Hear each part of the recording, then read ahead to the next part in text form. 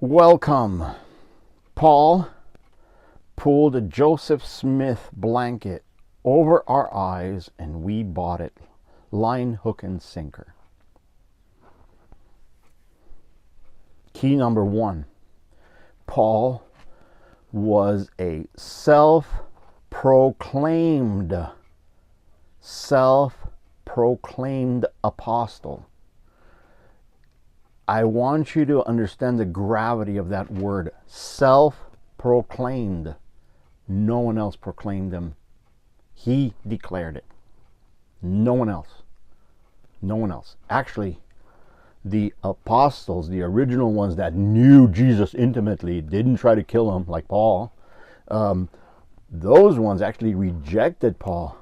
They had to veil their words when they said it, because Paul was in power with the authorities at the time of the temple, because they ruled the country. So they were under their control. So they had to watch their thing, because they say, hey, if you guys don't do what we tell you, we're going to mess with your families. It happened back then exactly the same like it happens today.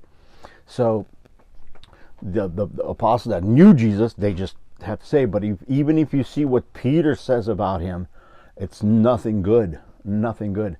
So self-proclaimed.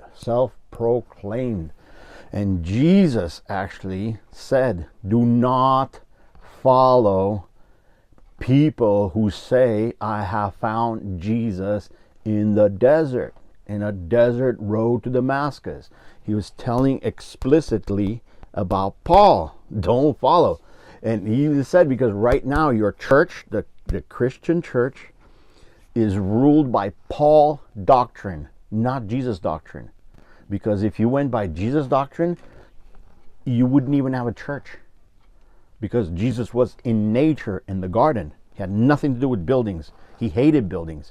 He hated the church. He said, all the stones will be taken down because it's a piece of garbage. Yes, so if you went by the Jesus principle, the theology, there would be no church. So therefore, they have to bring in Paul to keep people away from that. You can't have people running around nature. You got to keep them in the building so you can take their money. It's all about control, baby. Control. You got to be slaves. So Paul, that's what he did. And he changed his name like a chameleon, because why would you change your name? Why would you change your name? Because he tried to fool people. It's like, oops, I'm not Saul, the one that actually wants to destroy the Jesus message by killing everyone. Stephen and freaking Jesus and probably John the Baptist and all those people were all involved in this. So they're trying to get rid of the Jesus message. So Paul came in and took care of it, changed his name, said, no, because of course they didn't have internet back then. You can't do a Google search and, oh, who the hell is Paul? Oh, wait a minute. Paul is actually Saul of Tarsus. Why didn't we see this? You see? So he came in as a chameleon. Oh, I'm a good guy. When actually he's a bad guy. And they actually went to fight. They fought. Do you know? They fought. Barnabas and Paul, they split up. They went together to spread the message of Jesus, and they went to work. They had to split up. So that tells you right there, has nothing to do with Jesus. Jesus doesn't have this kind of crap. Whenever you see this kind of crap, it's not from Jesus.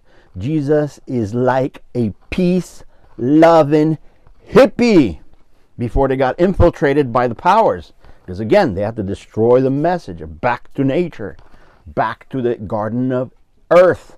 So Paul is self-proclaimed. Nobody else proclaimed him. And yet, here you go. You're following in the footsteps of Paul. So, good luck with that.